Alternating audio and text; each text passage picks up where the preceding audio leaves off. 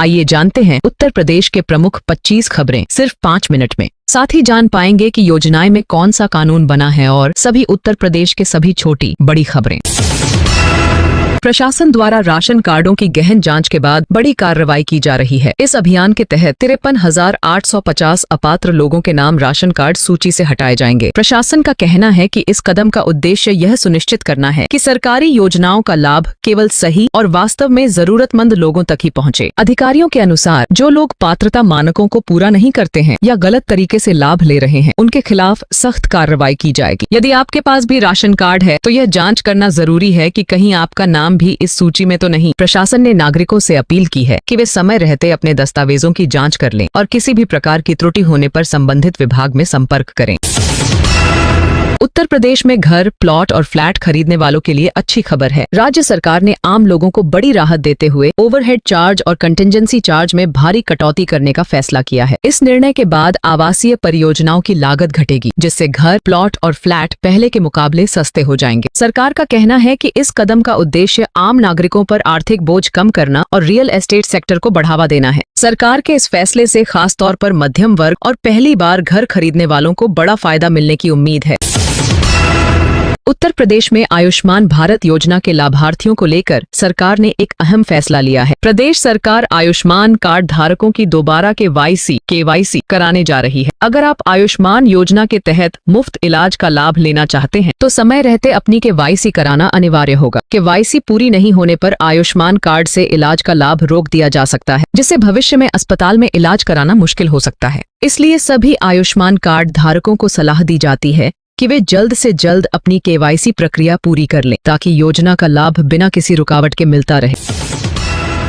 Lucknow cabinet बैठक में 2 बड़े फैसले, आम जनता, निवेश और रोजगार को मिलेगा फायदा। मंगलवार को लखनऊ में मुख्यमंत्री योगी आदित्यनाथ की अध्यक्षता में हुई कैबिनेट बैठक में उत्तर प्रदेश सरकार ने 2 अहम फैसलों को मंजूरी दी। पहला फैसला पारिवारिक संपत्ति के हस्तांतरण से जुड़ा है, जिससे आम लोगों को बड़ी राहत मिलने की उम्मीद है। वहीं दूसरा फैसला प्रदेश को ग्लोबल सर्विस हब के रूप में विकसित करने की दिशा में लाई गई GCC नीति से संबंधित है। सरकार के इन दोनों निर्णयों को आम जनता के हित, निवेश को बढ़ावा देने और प्रदेश में रोजगार के नए अवसर सृजित करने के लिहाज से बेहद महत्वपूर्ण माना जा रहा है। यूपी में SIR के बाद ड्राफ्ट वोटर लिस्ट में बड़ा बदलाव। मुजफ्फरनगर से 3,44,000 नाम हटेंगे। उत्तर प्रदेश में विशेष संक्षिप्त पुनरीक्षण SIR अभियान के बाद ड्राफ्ट वोटर लिस्ट में बड़ा बदलाव देखने को मिलेगा। मुजफ्फरनगर जिले में SIR सूची से करीब 3,44,000 मतदाताओं के नाम हटाए जाने तय माने जा रहे हैं। अब तक जिले में 83.96% मतदाताओं का SIR पूरा हो चुका है। जाँच के दौरान करीब 85,000 मतदाता मृत या डुप्लीकेट पाए गए हैं। इसके अलावा 2.59 लाख मतदाताओं के SIR फॉर्म अपलोड नहीं हो सके, जिस कारण उनके नाम भी सूची से हटाए जाने की संभावना है। इन आंकड़ों के आधार पर जिले में कुल मिलाकर लगभग 3.44 लाख मतदाताओं के नाम ड्राफ्ट वोटर लिस्ट से बाहर हो सकते हैं। मुजफ्फरनगर की सभी 6 विधानसभा क्षेत्रों में कुल लगभग 21,12,866 मतदाता पंजीकृत बताए जा रहे हैं। SIR अभियान के दौरान प्रशासन ने मतदाता सूची को शुद्ध और त्रुटि रहित बनाने पर विशेष जोर दिया है।